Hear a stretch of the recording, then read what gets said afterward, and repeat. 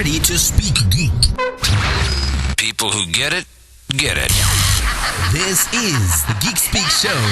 Geek is spoken here. They're listening. You're consuming. You're watching with your ears. Oh, you just listen. This is the Geek Speak Show, featuring Henry San Miguel, Rachel Rosselli, and Joel Chapetana, and interviews with the movers and shakers in geek culture. Hi, I'm Chris Hardwick. Hey, this is Todd McFarlane. I'm Ralph Bakshi. Hi, this is Tara Platt. And this is Yuri Lowenthal. I'm Zach Whedon. Let's Speak Geek with Henry, Rachel, and Joe. Well, no Joe this week because he's hiding and shivering under the table. 1 week to go. And That's I know there's some of you sitting there wondering, what am I going to do for Halloween besides dressing up? I mean, you dress up for Halloween, right?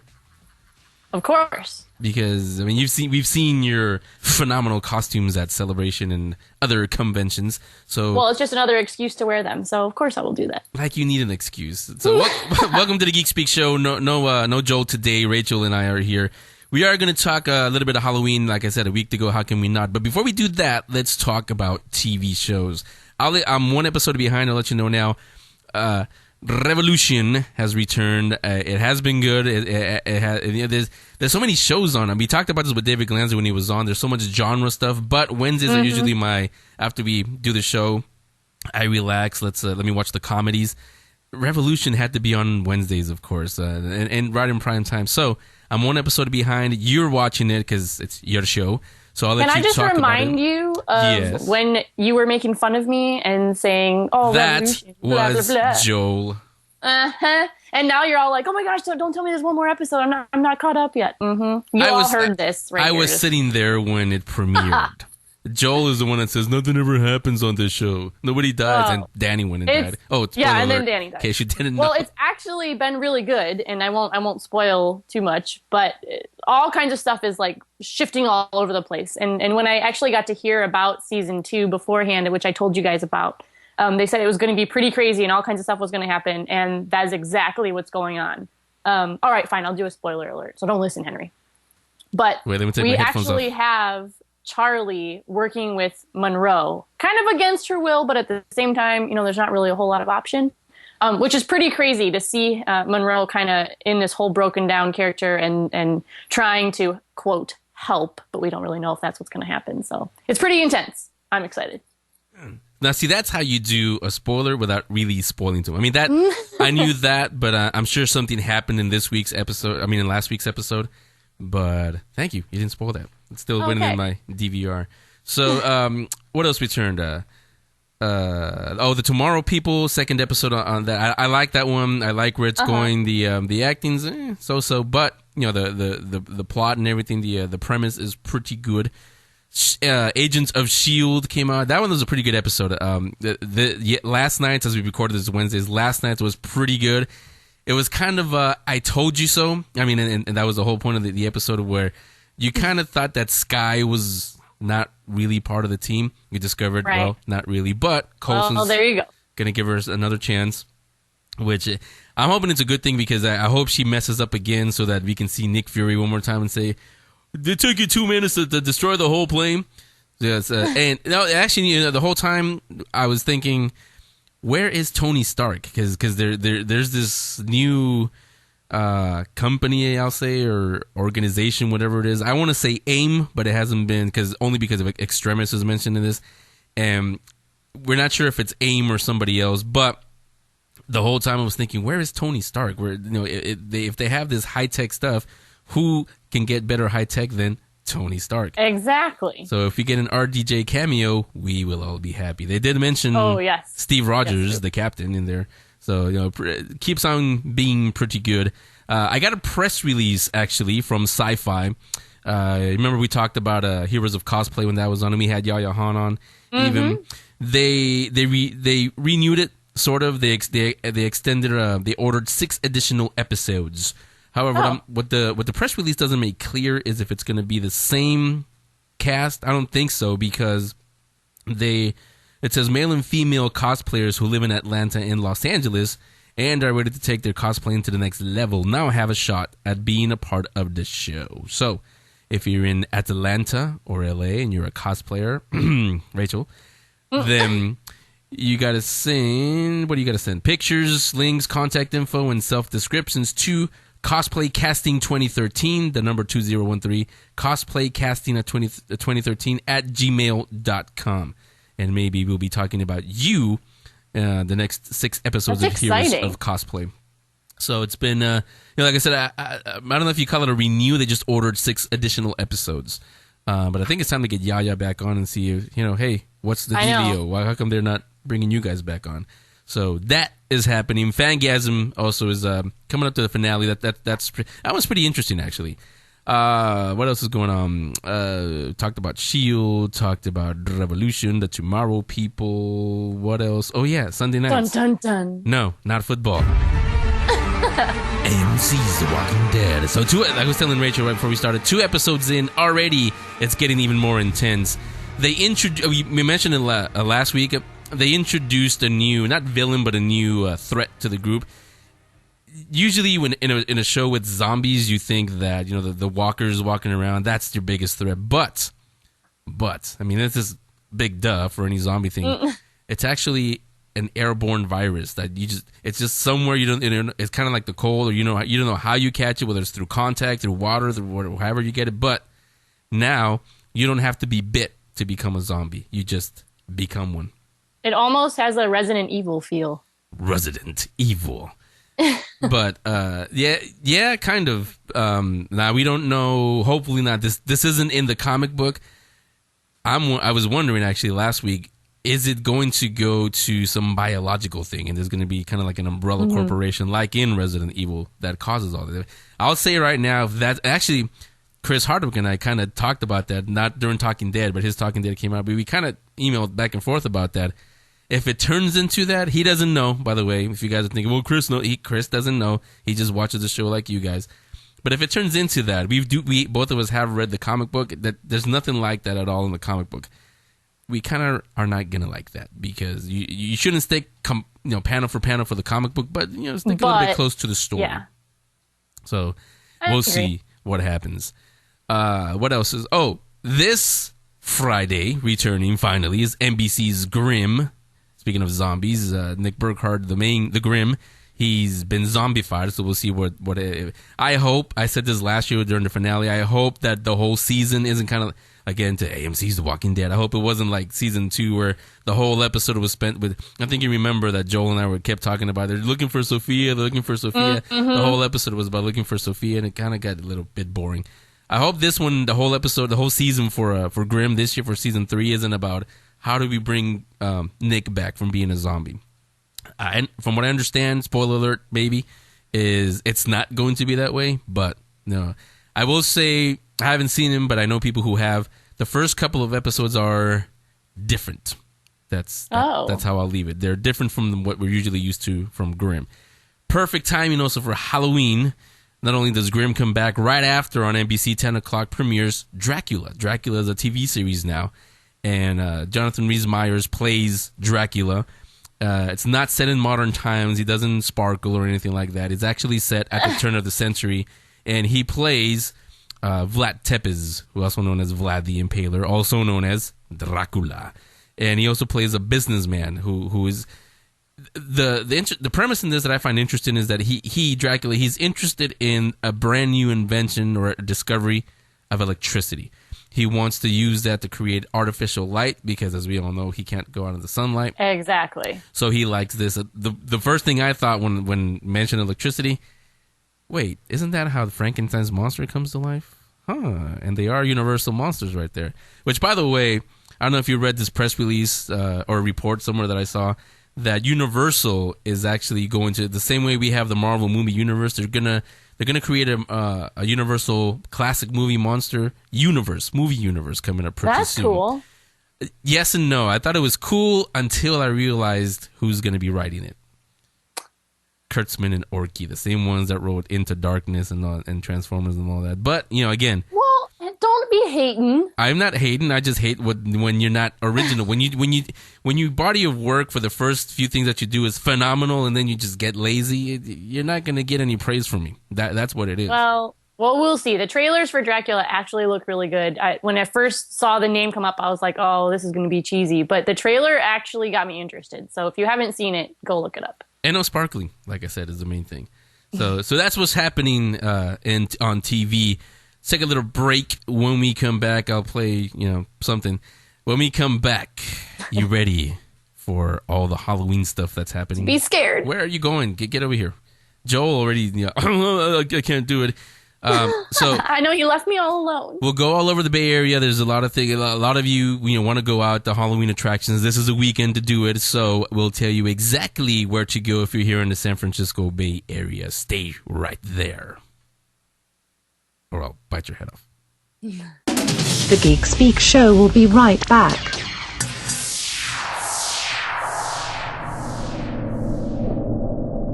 Hey guys, it's Michael Hayes and Brian Lubaki. We're the creators of Fire City, the demon noir fantasy. And you are listening to the Geek Speak Show. So here we go, getting you ready for Halloween, about a week away, and there's still some of you sitting there going, I don't know what to do. If you're here in the San Francisco Bay Area, there's a few things that you can do. A couple of them are on our website. Special offers just for you, listeners of the Geek Speak Show. Click on there when you listen to the podcast. Scroll over just a little bit. It's right there for you. But on to talk about it, we did a couple of things with them last couple of years. They're doing a little bit different this year. Lindsay Hubbin, marketing coordinator from the Winchester Mystery House in San Jose. WinchesterMysteryHouse.com if you guys want to go there directly. Lindsay, welcome to the Geek Speak Show. Hi, thanks for having me. Thanks for taking the time to come on. So like I said, you're doing something a little bit different than the past 2 years. Talk about what's going on this year at the Winchester Mystery House. Yeah, well, we had a lot of fun with Fright Nights. We decided to kind of go back to a bit more of a family-friendly Halloween experience. So what we're doing is we've brought back the flashlight tours and with the tour guide, and it's better than ever. We have all of these new ghost stories to tell. Everything in our script before was really from like the 80s, the 90s, but there's been a lot of recent activity in the mansion. So we put all of those in. We still turn all the lights off. You get a flashlight to go through. And then in addition to that, we have trick-or-treating in the gardens. It's sponsored by Ghirardelli Chocolate and Jelly Belly, so it's really good stuff. And you get to go to all of the different outer buildings and get a treat, and we have special activities. There's a guy named Mr. Miraculous, and he's hilarious. He's a magician, juggler, comedian extraordinaire. And we have a really great balloon artist. There's, on certain nights, a character artist or silhouette artist or face painting, and all of that's included. And then, of course, this year we also have a giant hay maze. It's about a half-acre, 5,000 straw bales, and it takes a while to figure out. It was made pretty well. It took me about 20-30 minutes to figure it out the first time. Wow. So. Hey. Yeah, the guy who designed it, he does his own in Arata, California too, but he took a lot of elements of the house. So our seance room, when you go on tour, you learn that there was only one entrance that Sarah Winchester held the only key to, but 3 exits. So you could go out the same way. There's another door that leads you to a drop to a kitchen sink below, and then the third one is a secret passageway, or the closest thing we have. It's you can only go out. You can't come back in. There's no latch, and it looks kind of like a cupboard. But anyways, I mean, that's one of my favorite rooms in the whole house. But the maze is kind of the opposite. So instead of one entrance, 3 exits, there's 3 entrances and 1 exit, and you may need to find your own secret passageway to solve it. So sounds fun. Oh my goodness. I want to get into that in just a few minutes, but I want to go back a little bit. You mentioned there's going to be trick-or-treating in the garden. Now, that's just for the kids, or is it for it's big actually kids too? For everyone. 2, 25, 50, 100. So we encourage everyone to dress up all the nights. That is one thing during Fright Nights. We didn't allow people to dress up just because we wanted to keep everyone safe and be able to identify, our characters. But this year we're just telling everyone, bring out your best costumes themed. We're going to have a little social media contest if you come, and you can win really good Ghirardelli chocolate baskets and gift shop gift certificates and things like that. So yeah. This sounds like the place to go to. I'm like jealous I can't go now. You'd have your eyes closed anyway. You don't like the scary stuff. I know, but still, it sounds so fun. You mentioned that we had the maze, like a really cool maze, which I actually do like those kinds of things. Thanks, Henry. Is there a limit for people? Like, as you said, it took, 20, 30 minutes. So what if somebody is like really can't figure it out? Is there a point where someone comes and rescues them? Yeah, well, we do. I just get lost really easily. Emergency exits that are marked. So. Oh, okay. And then we also we send out one of our operations guys to kind of walk on the maze to see if they can find, anyone a little lost. So. Any little lost people. Yeah. That kind of thing, Yeah. So, what are the dates and the hours for the Sarah Winchester's Mystery Maze? So, they're going to be this Friday, Saturday, and Sunday, October 25th to 27th, from 6:30 p.m. To midnight. Well, 11:30 on Sunday, and then also on Halloween night itself, from 6:30 to midnight as well. Okay, so this is only on the weekends, or is it during the week too? The flashlight tours are only during the weekend, but the Sarah Winchester Mystery Maze, which is that hay maze, is open every day from 11 to 7, and of course you have our normal mansion tours also from 9 to 5. Oh, and so you guys are still doing those? Yeah. Yes. Okay, and what, I've never been on one of them, and Henry was telling me about it, so I wanted to know what you could expect if you were able to go on those tours as well. On the daytime tours? Yeah, on any of them. Yeah, so we offer a 65-minute tour of the inside of the house, so you get to go through 110 of the rooms, and and they tell you all about the history of Sarah Winchester, of the rifle, the house itself. You get to see all of the oddities, like the staircase to the ceiling and the door to nowhere on the second floor, windows in the floor, all sorts of odd things in the house. And then we also have what we call the behind-the-scenes tour, and that takes you through the outer buildings into the basement. A lot of people don't know, but Sarah Winchester actually owned 161 acres of land, and it was kind of its own city. I mean, she had her own pump house, water tower. She had acres of fruit that she sold under her own label locally. She's actually listed as a fruit grower. Really? In the local phone book. And so you get to learn kind of more of that side of the story on the behind-the-scenes tour. You said there's been more recent activity. Have you ever experienced anything paranormal at the house? I actually have. Oh, no. Sort of. I mean, I haven't seen a ghost or anything, but I've been here for 7 years, and so the first 5 of that I was in the gift shop, and that was built in the 70s. So, whenever anyone asked me if I felt anything, I was like, no, this is new.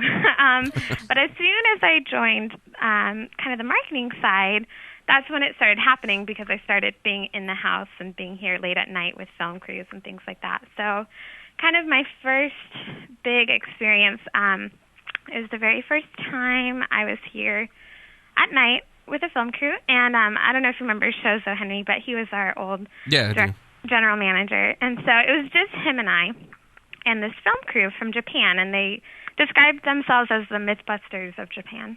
So they were here. They brought in a psychic from Ireland, and she was real. She was an actress, very legit psychic. And so we were in the Winchester room, which is actually the original barn. That's kind of our setup. And it's midnight. Shozo tells me, okay, I'm going to take the rest of the crew to get B-roll of the house. You stay here with a psychic. I'm like, okay, cool. That's a good idea. I'll do that. I'll keep her company. So I was totally freaked out. But we were talking, and it had been about a half hour. She was telling me how she got her gifts when her aunt died. When she was younger, she saw her aunt at the funeral and told her mom. She's like, yeah, we can see dead people, that's the family gift. And so from there, she just, she made that her life calling. And so while we were talking, all of a sudden the lights started flickering, and then this door no one was using just kind of, you heard it latch shut. And it was not a door anyone else could have even gotten to at this point, because the ones leading to it were locked. And so I just kind of froze, And then she stares at me and she whispers, "A man in overalls is standing behind you." Oh my God. I turned and looked. I did not see him, but then she continued to talk to him for a few minutes, and she claimed to have not done any research on the house, but everything she was saying to him, it sounded like he was our old foreman, and he was saying, just please respect the house, and I don't know, it was quite scary for me because no one came back even for another 20 minutes or so. We were there almost an hour by ourselves, and that was just kind of in the middle. So, and there's been a lot of little things like that. A lot of men in overalls. Yeah, well, I mean, we have a lot of doors opening, lights going on and off. Probably the most recent that was seen by a lot of people. This happened earlier this summer, but I was here that night. I didn't see it, but I was leaving. It was probably around 8:30 or 9, so kind of late.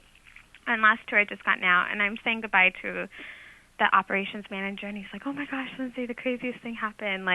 I was in the Venetian dining room, and the chandelier was just going crazy. It was going back and forth really fast, and he's like, for a long time, he's like, "I even got a video of it." Sure enough, he pulls out his phone, and you can see the chandelier going crazy. And it's right above a table that has teacups and stuff on it, but they're having a tea party, just hanging from the chandelier. But I mean, nothing else was moving in the house. It was moving in that room at least. And I was like, wow, that's really weird. And then so I was like, okay, bye. And then the girl who had just done last tour, she hadn't talked to anyone else yet, and I was the first one she saw, and she was as white as a ghost too. And she's like, oh my gosh, Lindsay, this chandelier next to the ballroom, which is in a different section of the house, I guess she said that one had started swinging, and her whole tour stopped for about 3 or 4 minutes and just watched it go.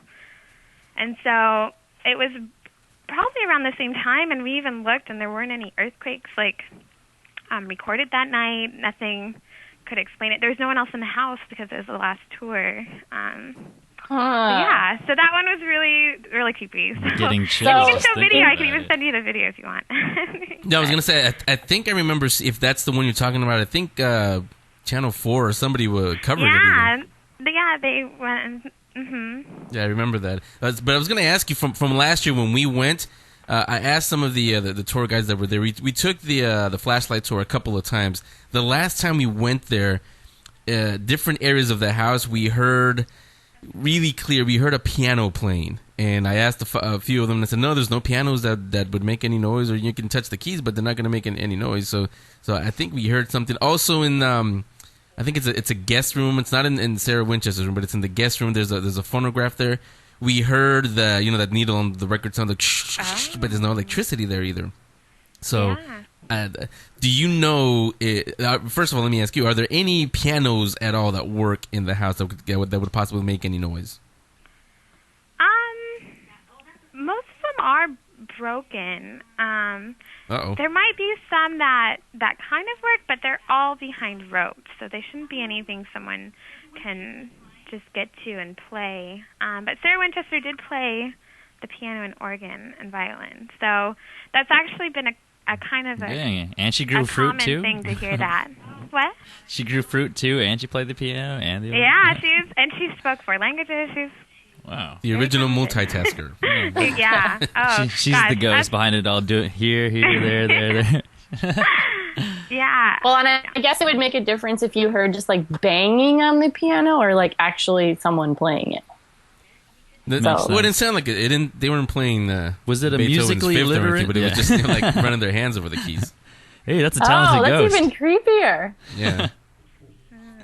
So we're talking to Lindsay Huffman. She's the marketing coordinator at the Winchester Mystery House. WinchesterMysteryHouse.com. You guys want to go there. It's also up on our link section. And don't forget, for the rest of the month, thanks for that, Lindsay, you guys can get, you the listeners, can get $3 off any of the tours, the behind the scenes, the Grand Estate, or the Flashlight Tour. I've said it before. If you're going to get the Flashlight Tour, get it early because they will sell out, especially on Halloween weekend day. Last year when we were doing Fright Nights, the people that were behind Fright Nights, the production crew, they mentioned that they were going to start work on the Winchester House movie. Do you know if that's proceeding or not? that's still in pre-production, so we hope it's going to go through. But yeah, we don't know too many details on that yet. But Kickstarter project. I know that group of people are working really hard to make it happen. Yeah, So. yeah. I mean, we talk to movie people all the time. It does take you don't just set up the cameras. Okay, let's do a movie. It does take a while to get everything going. Yeah. There's a script here. Yeah. So let's talk actually beyond Halloween. I know that the Winchester House gets mentioned a lot, especially in October. But it's open all year long, and in the holidays. Last year, you guys did something pretty cool. Are you going to do that again, or are you going to do anything special for the upcoming holidays? Yeah, we call it the spirit of Christmas, and we decorate the entire house with trees. We actually added even more things, like garlands and wreaths, and we're going to have music throughout the entire house.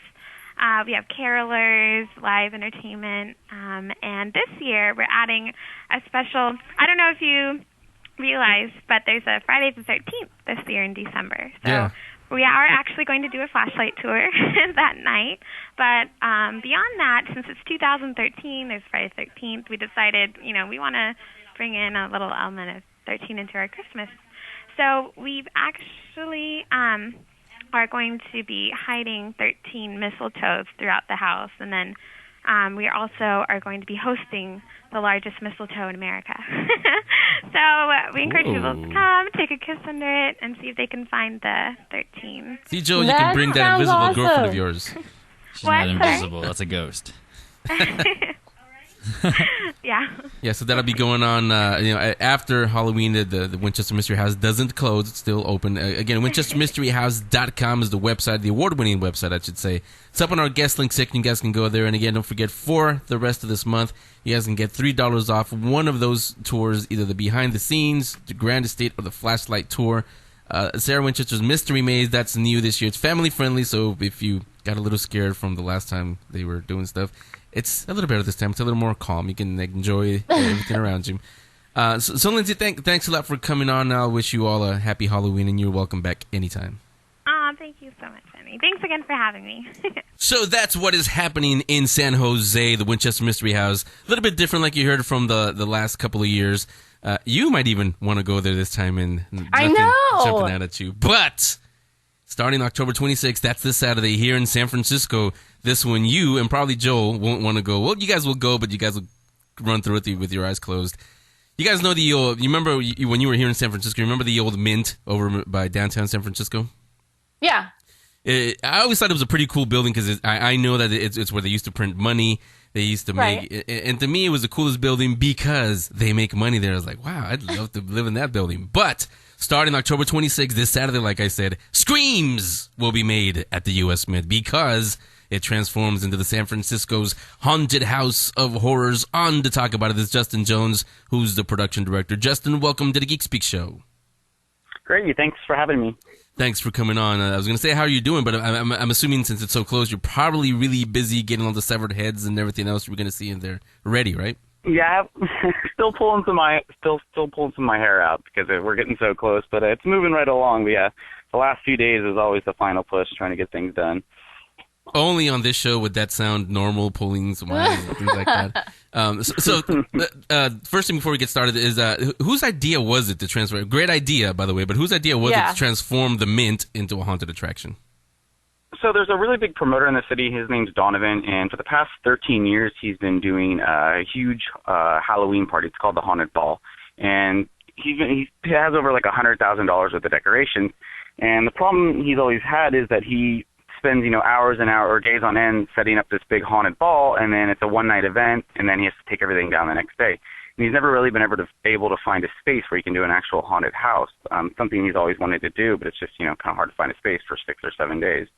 So I started working with him, and I let him know about the Mint, and that's how it kind of all started. So I took him through the building one time for the first time, and he was just blown away because it's such a massive, amazing building, and the old architecture. It's from 1874, and it's in pretty good shape for the most part. And so he saw that and he's like, this is great. I want to have my haunted ball, and then I want to have a full week of a haunted house for kids and families and everyone to come down.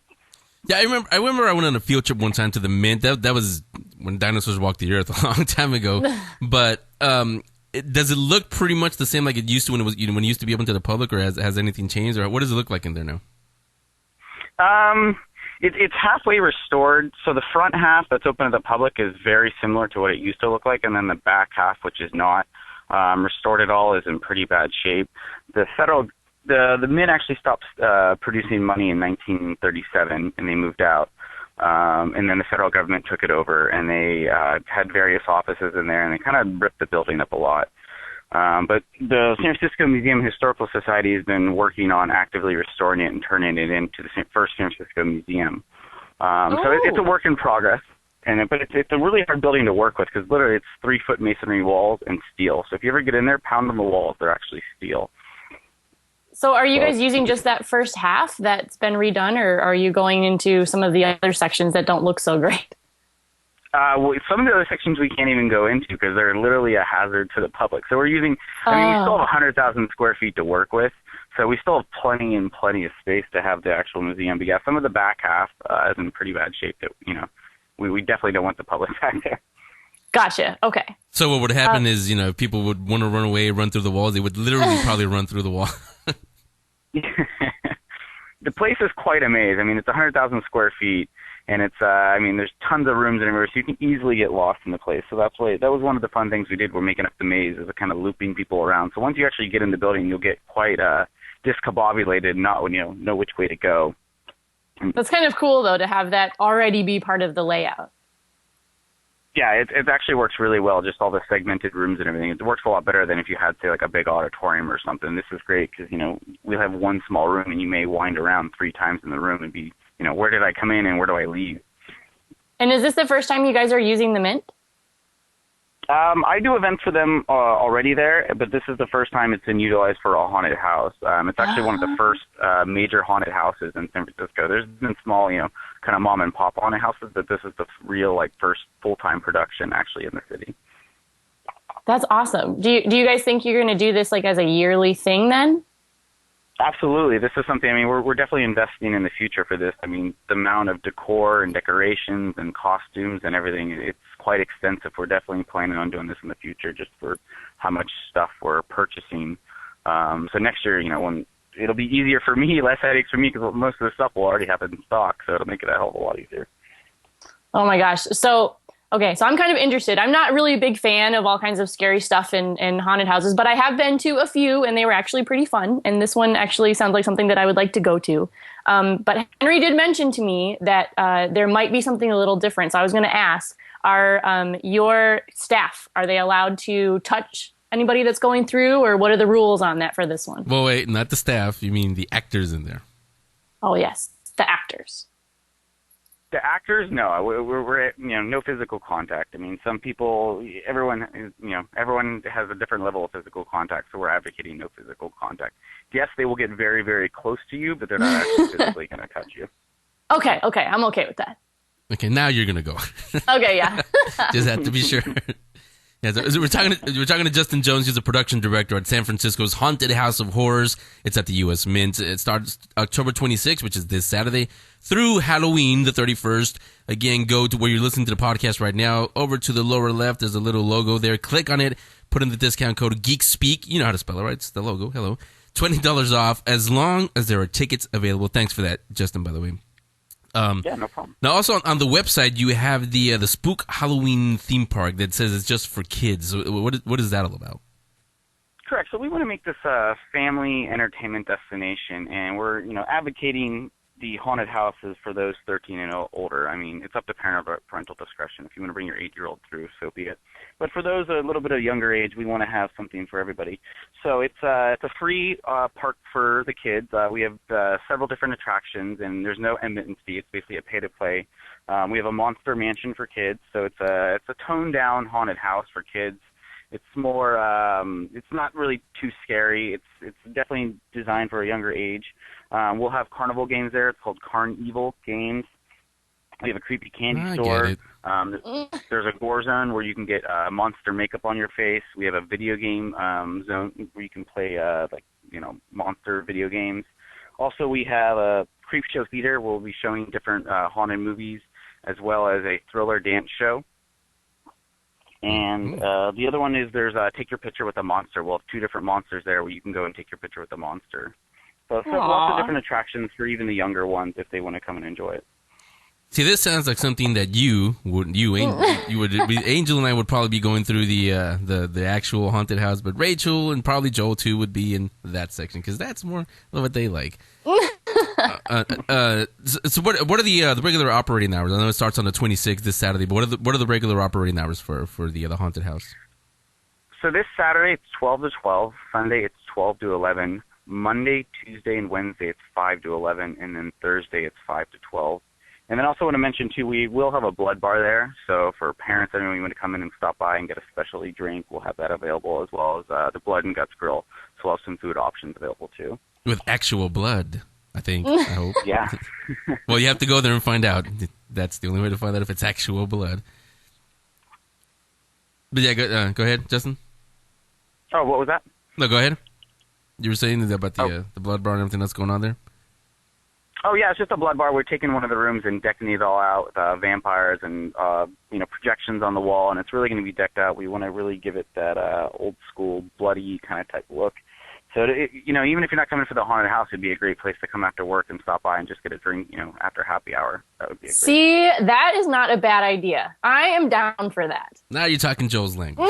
But actually, I interrupted you also, Justin. I was actually asking you about the operating hours. So I think you said it was 10 to 10, or what were you saying there? Oh, it's Saturday 12 to 12, Sunday 12 to 11, Monday, Tuesday, and Wednesday 5 to 11, and Thursday 5 to 12. Okay, and I imagine, obviously Halloween day and the day before, they're going to be pretty busy. And again, go on there, discount code GeekSpeak, $20 off any ticket as long as they're available. And I say, go right now, open up another tab and go get them now because they will sell out. We haven't had anything like this in San Francisco that I can think of in quite a while. I cannot wait to go try this out. They are social. It's about scaring, but they are social. So I'm sure you guys have a Twitter or Facebook and everything. So give all that stuff out if you can, Justin. Oh, yes. Check it out. We're at hauntedhousesf.com or spooksf.com. And you can get links to our Twitter and our Facebook all on the website. I actually don't know it right off the top of my head. And, well, to make it easy for you guys, I'll put it up on the guest link section. Just click on the logo and it'll all be there.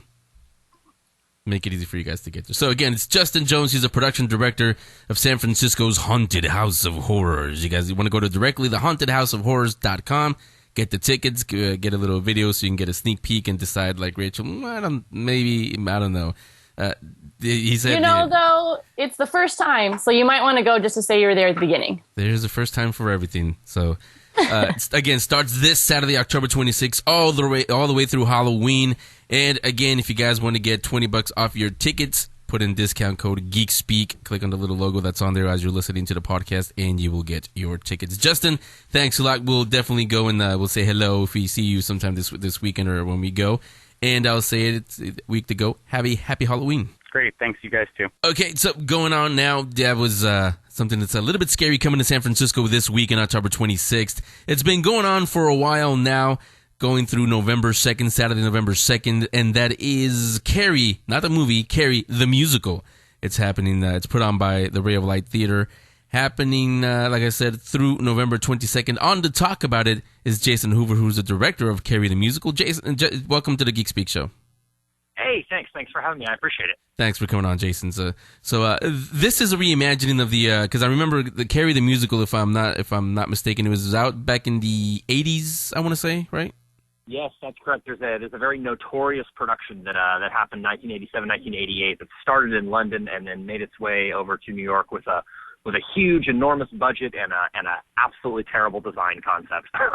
There's a real famous story about it that some of the designers on the staff weren't English speaking. The director was, and the first time they listened to the opening number, someone said, "This sounds a whole lot like Grease," and that person was talking about Grease the movie. And the designers heard Grease, and they thought Grease the country. So they came up with this design concept with togas and pillars and all sorts of things that didn't necessarily reflect a teenage life. So they had a really strange design concept, and it was a colossal flop. But something that stuck out with that musical was just what a wonderful score it had. And it's a story that's relatable to everyone, so it's kind of something that's endured through the ages. Yeah, characters in togas don't evoke, images of teenagers. Maybe college life, but that's a whole different thing too. Exactly. Yeah. So like I said, this is a reimagining of that Carrie musical. So what's different about this one? Well, they've updated everything a little bit. It's set in a much more modern setting. A lot of the themes and the storylines are things that you'll notice in the old movie and the new movie, but what they've kind of stripped away is the superfluous stuff that they had in the 87, 88 version. No more togas, no more pillars, and it just moves a little bit faster. They've shortened it and they've tightened it up a little bit. So it's just kind of like a fast-paced musical. Yeah, and talk to me about the cast. Let's start with the obvious, with Carrie. Talk about the cast. Oh, we are so blessed with the cast we have here. The girl playing Carrie, her name's Christina Oshker. She is a 16-year-old. I think she might have just turned 17. Young girl from San Mateo High, incredibly talented. Just blew us out of the water the very first day she came in and auditioned, and has just been fantastic all the way through the run. We couldn't have asked for anyone better for this role. How about the rest of the actors? And then her mother, the other, main character in the show, is a girl named Heather Orth, who is as talented as Christina is, evokes a mature personality, a mature, terrifying personality every single time she's on stage. Just a wonderful group of people.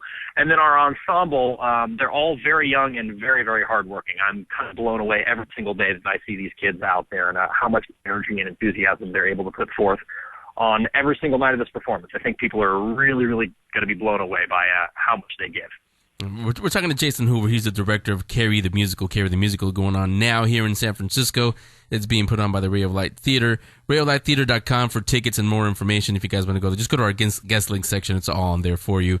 So Jason, how do you, this is a musical, but how do you decide how much is too much singing in a musical? Well, with this show right here, it's not something that we wrote. It was written by Lawrence Cohen and Michael Gore and Dean Pitchford, and it's something they've been working on for a very, very long time, like I said, 87, 88. And there you see different types of musicals. You'll see like operettas where everything is sung, and then you'll see kind of more modern pop rock musicals like this one where there are some spoken word scenes. The typical idea in any musical is that the characters start to sing when they can no longer express their emotions through words anymore, which is kind of cheesy, but that's kind of the general rule of thumb for any musical. Yeah, and let's go to the basics. What are the show times, and where can our listeners get tickets and all that? Of course. So we run till November 2nd, which is a Saturday, and our runs are Wednesday through Saturday. Our performances this week, we've got a Wednesday at 8 o'clock, a Thursday at 8 o'clock, a Friday at 8 o'clock, and then the Saturday we've got two special performances. We've got our first one at 7 o'clock, and then we're doing a late night performance as we get near Halloween, so we have an 11:30 performance this Saturday. And then next week, we've got a Wednesday at 8, a Thursday at 8, a Friday at 8, and our only matinee performance at 2 o'clock on Saturday, and then our closing night performance at 8 o'clock next Saturday. So there you go. And again, all of that is on our guest link section. You guys can get tickets if you haven't seen it yet. If you have and you want to go back there again, it's all easy for there. You're also the artistic director of the Ray of Light Theater. Talk about the Ray of Light Theater. It's a great group of people we have. Much like the cast in the show, we've got a really, really hard-working group of people who are on our staff. It's an entirely volunteer-based staff. And we're really, really big on engaging the community and getting people in. I'm a big proponent of the talent here in San Francisco, and I think the talent we have here in San Francisco rivals anywhere in the country, and I think you'll see that in the show. Just a wonderful group of people. And it's the same thing with the people we have working behind the scenes. Our set designer, our costume designer, our lighting designer, all the people on the staff are truly some of the most amazing, hardworking people that I've ever encountered. And our style is we typically tend to gravitate towards more darker musicals. You'll see things like Sweeney Todd, Assassins, Jerry Springer the Opera, and Carrie. That's kind of our style. A darker, grittier rock musical is our niche. So the stuff that we like here on the show, in other words. Exactly right. You're doing Carrie the Musical right now, but what other productions do you have coming up? You mentioned a few there, but what do you have coming up that you can talk about? Our next season will be announced at the end of November. We're actually working on it last night, or actually working on it now. We had a huge meeting about it last night. We typically announce at the end of November, and I think people are going to be excited. It's going to be along the lines of what you've seen from us, darker, grittier, and we've got some big stuff planned. So while we can't announce now, I think people are going to be really, really excited about what we have coming towards them. So let's just say, keep checking the website, rayoflighttheater.com, and it'll be on there, I'm sure. Yes, sir. Yeah, so again, through November 2nd, perfect for Halloween. It's the week for it. Carrie the Musical. Jason Hoover's the director, and again, you guys can get the tickets if you haven't gone already. If you have gone, you want to go back again, get the tickets on there. Our guest list section has everything for you guys. So, Jason, thanks a lot for coming on and talking a little bit about Carrie the Musical. I hope to go in there myself sometime this weekend or before the run is over, and I'll definitely enjoy Carrie the Musical. Thanks for having me. I appreciate it. Thanks, Jason. Okay, Rachel, you can come out from under the bed. We've gone through all the scary ones. Here's one that's really friendly for you and for Joel, because it's more kid-friendly, or Rachel and Joel friendly in this case. It's called Goblin's Glen, Goblyn'sGlen.com. You guys want to go to directly, just go to our website, the link section. It's all on there for you. On to talk about it, to get you all happy after all the scary stuff, Stuart Kuramoto, who's the performance director for Goblin's Glen. Stuart, welcome to the Geek Speak Show. Hello, thank you.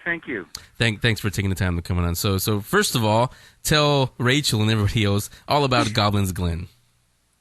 Well, Goblin's Glen, we started it about 6 years ago in Los Gatos, California. I've been involved with haunted houses probably about 25 years, and one of my really good friends, Karen Casada, had worked with me on various haunted houses, and she had this idea to do a kids' haunt, because there really wasn't anything in the Bay Area for children for Halloween that was the level of haunts that you have at like Great America or in San Francisco. We wanted to do something that was almost like Disney level, where kids can come enjoy Halloween and not have their pants scared off of them because everybody's jumping out at them and there's all this blood and gore and stuff. So that's where the genesis of Goblin's Glen began. So we went to the Los Gatos Town Council. They loved the idea because I had actually directed another haunt there previously. So we started out very small in Oak Meadow Park, and then it kind of grew, and we change it every year. So every year the guest who comes to see the show gets to see a different layout every time. So that's kind of how everything got started. It's actually interesting. Excuse me. Interesting the way you mentioned it started, because you would think, being sort of quote unquote the target audience, kids, you'd think there'd be something for kids, like kind of like you said, like Great America stuff. Yeah. But yeah, and when you were saying that, I was thinking about it. I was like, yeah, you know what? There isn't really anything for kids like that doesn't freak them out when. No, and from talking to different haunt operators, a lot of them felt that that's not where the money was. That's not where. They didn't see the I mean, and if you look at it, the industry, a lot of the dollars are spent on these big, high-tech, gory, scary haunted houses. And, they make their. I mean, it is true. There is a lot of money there. So, but I myself work for Disney, so I really wanted to be involved with something that was more for kids, more kid-friendly. Well, I've got a couple of kids. I would say I got a couple of kids. I can tell you, I can guarantee you, they do spend a lot. But at least they make me spend a lot. So yeah, they do account for a lot of the money spent. What were you saying, Rachel? I was going to say, how do you tone down the scariness but still kind of make it scary for the kids? Because everybody seems to not be able to hold that balance. Oh well, I'd always told my guys, even when I was doing scary haunts, I'd always said tone down the blood, because it doesn't take a lot of talent to just splash blood all over the place. It's all about a story and a presentation. Yeah. And we've always went for the detail. Like if you go to the Haunted Mansion at Disneyland, the level of detail is just amazing. You could go on that ride 4 or 5 times and see something new every time. I wanted that quality with Goblin's Glen as well. So when we set the house up, we lay out the map. And we decide what rooms are going to be in there, what scenes are going to be in there. Like, for instance, this year is a monster safari. So we have we want to do a monster lodge. Well, what's going to go in the monster lodge? Let's have trophies. Let's have, paintings. Let's have statues. And then, well, what are we going to do with the kids? Well, let's train them to be monster observers. So they're being trained not to be scared, but to be on the lookout for monsters. And then to know that the monsters aren't going to hurt you because you have all this great training that we've given you at the beginning. Like when we give them their treat bags, because you actually trick or treat your way through Goblin's Glen. The treat bags are almost used as a protection device. And then we give them vampire fangs. So the monsters will think, oh, well, they have fangs like us, so they're monsters like us. And that's how we let the kids know. This is so cute. Thanks. I want to bring my nieces now. Well, you should come down. The people that you have that are training, your performers that are training the kids or kind of walking them through, do you look for something special when you're hiring them? You know what? I have volunteer. It's all volunteer, and the volunteers come to me, and I kind of talk to them about what they'd like to do. And while I'm talking to them, as a director, you kind of size them up, and you go, I wonder if they'd be good for this part, and whether they'd be good in the voodoo room, or maybe I can put them in a cemetery. And I always stress to them how kid-friendly the show actually is. And I have had people not participate because they want to scare the pants off somebody. And which is fine. I mean, that's great, and I'm upfront with them right away and say, this is what kind of haunt we're doing. This is how it is.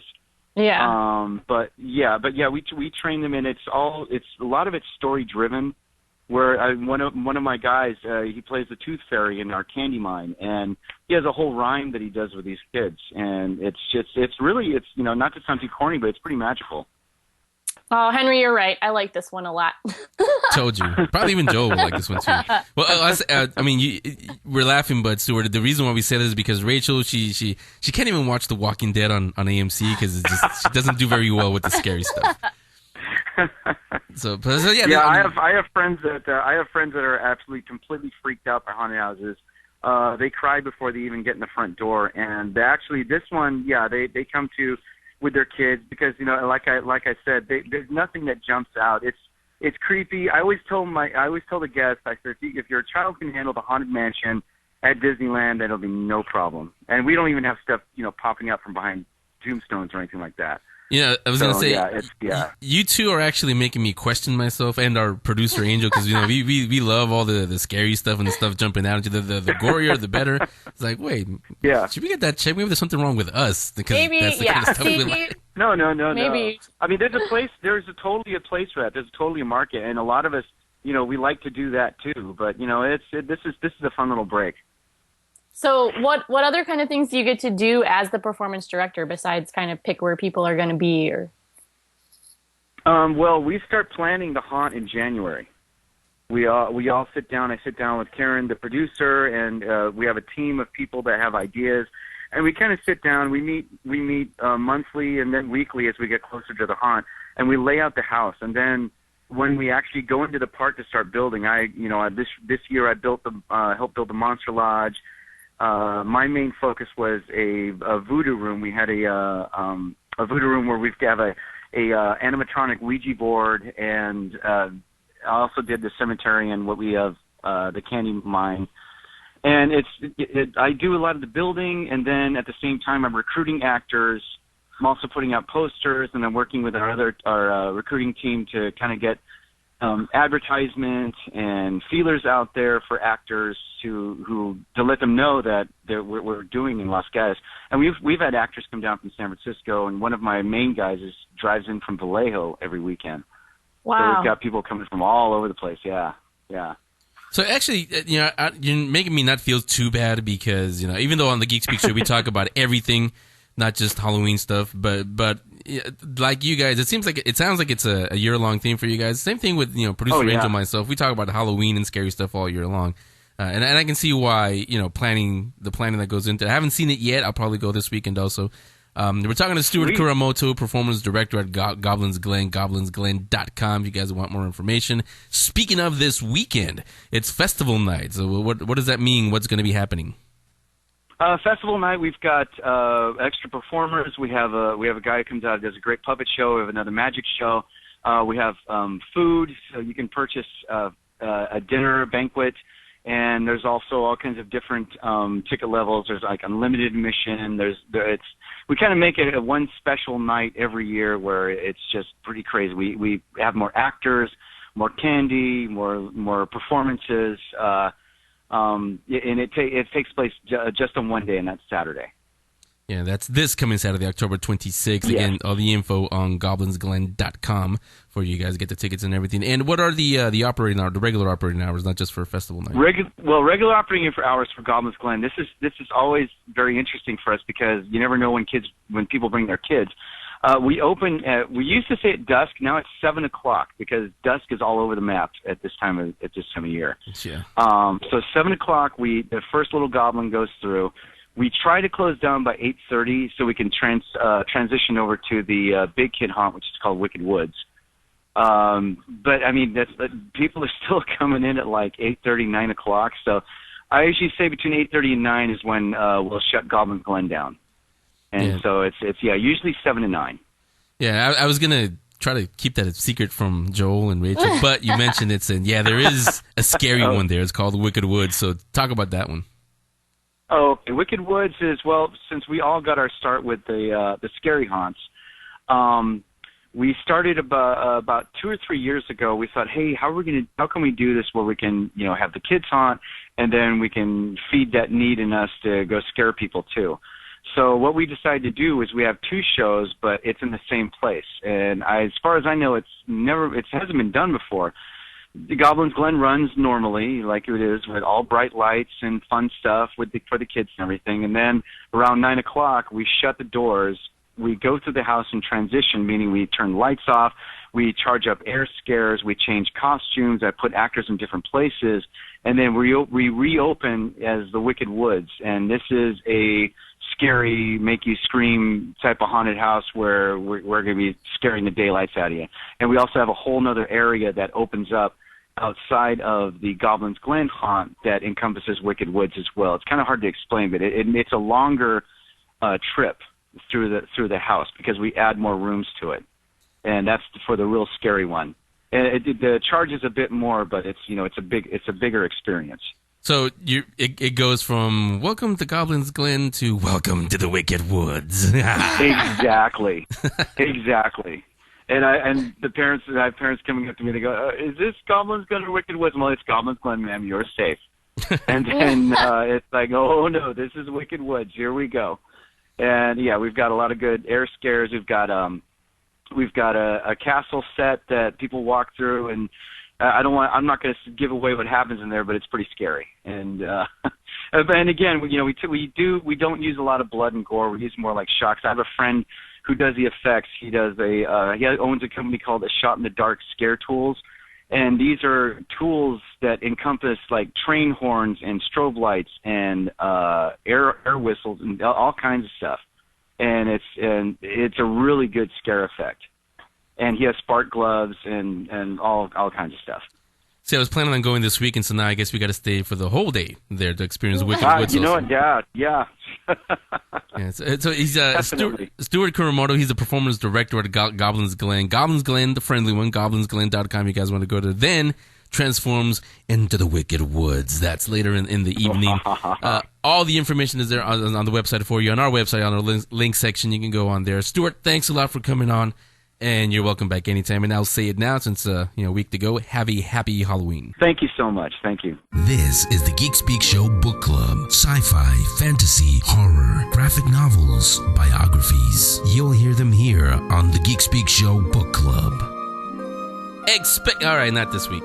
So it's time for the book club. Gee, I wonder if we're gonna have Halloween books. Probably not. Last I checked, there's no Star Wars Halloween book, so.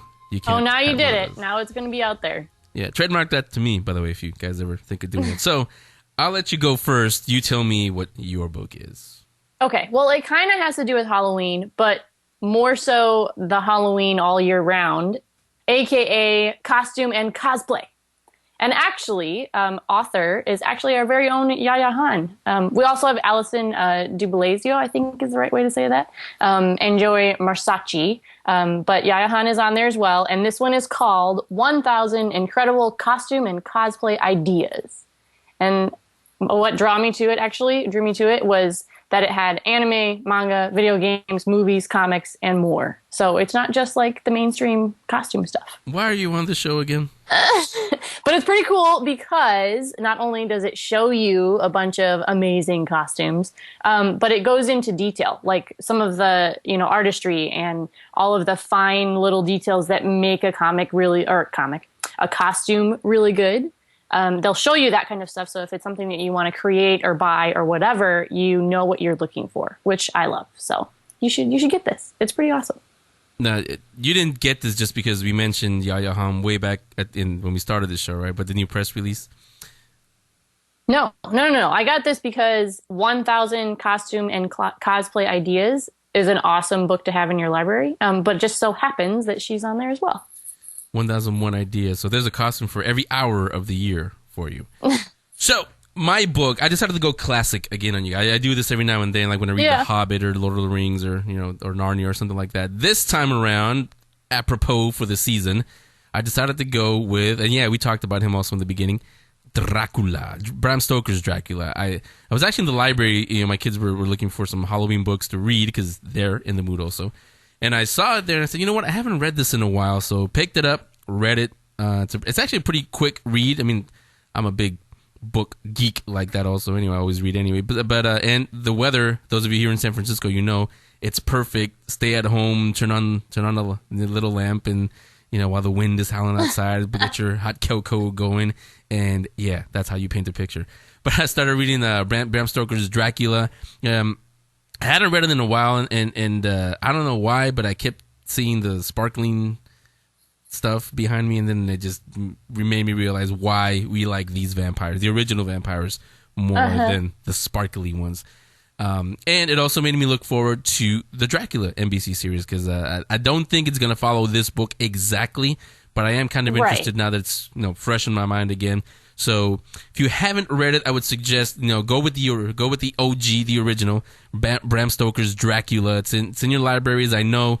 I want to say, don't quote me on this, but I want to say it is in the public domain. So I'm sure some website out there has an electronic version that you guys can download on your tablet or what are those called, the Kindles and all those things where you get your ebooks. I'm sure it's out there somewhere.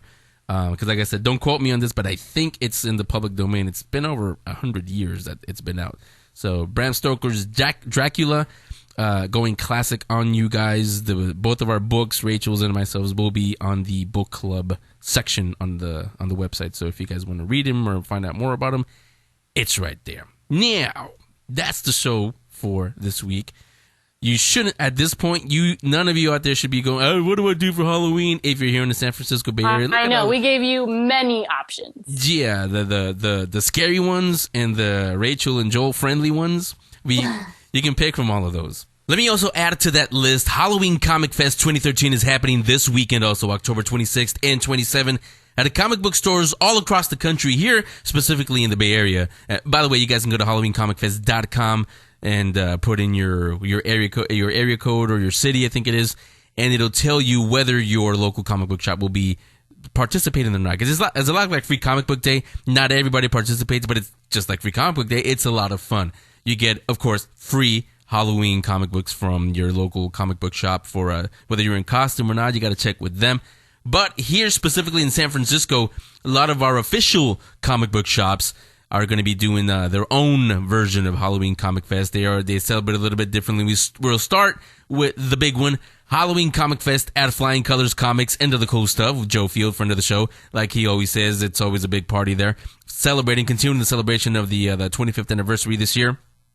This Saturday, October 26th, from 11 a.m. to 7 p.m., normal, regular business hours. There will be free Halloween comics. There's going to be a costume contest.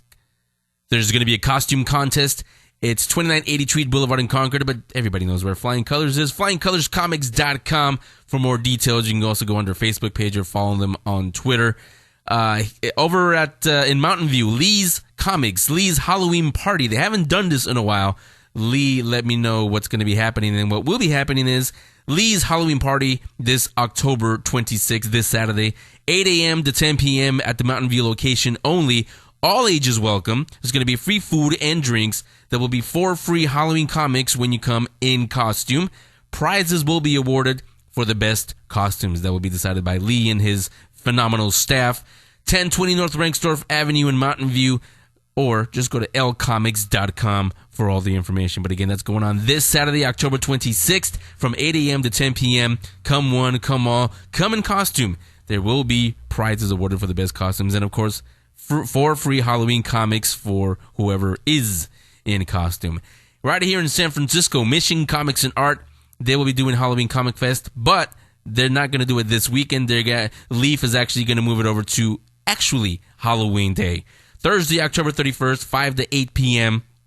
Couple of things going on. Of course, free Halloween comics to trick-or-treaters. You come in and get a little bit of candy, but especially free Halloween comics. There's some pretty good ones, actually. I'm going to put the link up to HalloweenComicFest.com, and you guys can take a look at the comics that are going to be out there this year. And there's some pretty good ones. Also at Mission Comics that day, Ben Catmull, artist Ben Catmull, is going to be signing Ghosts and Ruins. It's a coffee table size art book with drawings of old, forgotten houses and rumors of who haunts them and why. It's all drawn by Ben Catmull. Ben will be in Mission Comics to sign copies of Ghosts and Ruins for you guys. That will be going on from 5 to 8 p.m. So if you're in the San Francisco area, go to Mission Comics. Get some free Halloween comics, get some candy, and if you don't have it already, Ghosts and Ruins, Ben Catmull will be there to sign it for you. So all of that will be going on this weekend, along with everything else that we mentioned. But what? Are you two ready for next week? No. Next week is every year, the past 4 years I've been doing the show, going on 5 now. Every January 1st, we say Happy New Year, everything, but I start the countdown to the Halloween show. That's the show I most look forward to every year. Next week, it's time for the Halloween show. I forget what did we do last year? I think we shared ghost stories or something. We did. It was pretty creepy. In case anybody missed it, actually, you were kind of you surprised us really with your ghost stories, the true ghost stories. I may have you repeat that one. I kind of know why you don't like the scary stuff. Thank you. Okay, there is a reason for this. I mean, for example, I'm looking at you right now. Look at that door behind you, that closet. It's kind of opening by itself. And she's smiling, doesn't want to look back. It's like, okay. Nope. but seriously, we'll share some of our stories. And I do actually have some, I asked you guys on our Facebook page for some Halloween stories. Like always, you came through. I've got a few on there. You can send some if you want to do it anonymously. Well, I'll know the name, but I won't say it on the air. Wait, what? At thegeekspeakshow.com. Wait. What? At thegeekspeakshow.com. You can send us some Halloween stories. If you want us to read them on the air, just go ahead and read them, and we will. If not, we'll just share them here amongst ourselves. So we'll do that. We'll talk to some Halloween authors, some Halloween, everything Halloween. We won't talk too much although, honestly, I think we will, because after we get all the candy and everything, we'll take some of that candy.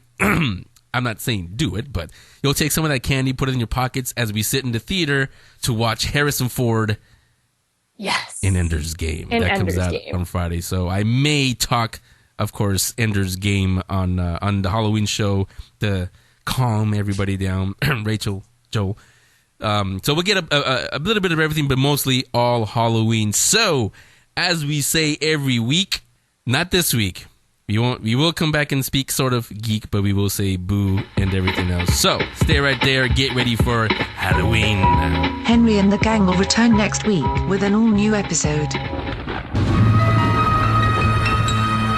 We'll see you next week for the Geek Speak Show.